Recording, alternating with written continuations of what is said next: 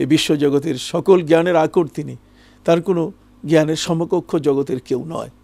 সবগুলো মিলিয়ে আল্লাহ সুবহানাহু ওয়া তাআলা সূরা হাশরের মধ্যে তার নিজেরও পরিচয় দিয়েছেন, হুয়াল্লাহুল্লাযী লা ইলাহা ইল্লাহু আলিমুল গায়বি ওয়াশ শাহাদাতি হুয়ার রহমানুর রহিম।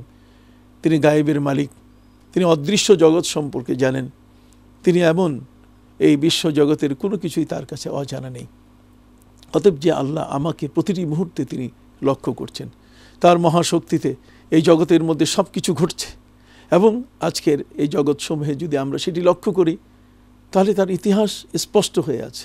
আর সেটি হলো হযরতে নবী ইব্রাহিম আলাইহিস সালামকে নমরুদ চেয়েছিলেন আগুনে ফেলে দিয়ে জীবনের মতো তাকে শেষ করবে, আগুনের দাহন জ্বালায় সে টিকতে পারবে না, জ্বলে পড়ে ছাই হয়ে যাবে। সেই মুহূর্তে হযরতে নবী ইব্রাহিম আলাইহিস সালাম মহান আল্লাহর কাছে তিনি এমন এক সাহায্য পেলেন। আমার আল্লাহ আগুনকে লক্ষ্য করে বললেন, কুলনা ইয়া নারু কুনি বারদান ওয়া সালামান আলা ইব্রাহিম।